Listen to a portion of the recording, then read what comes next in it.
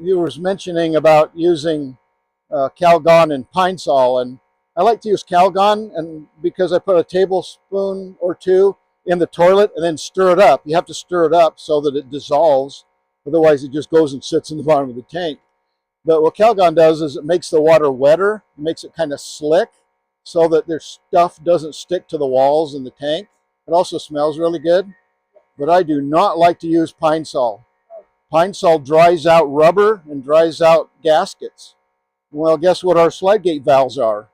Rubber, yeah, rubber gasket things. So it dries them out, makes them hard, makes it therefore hard to open and close.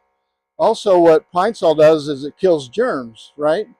Well, it kills the bacteria that we want in our holding tank that to kind of eat away at this stuff to make a slurry out of it so it comes out quicker.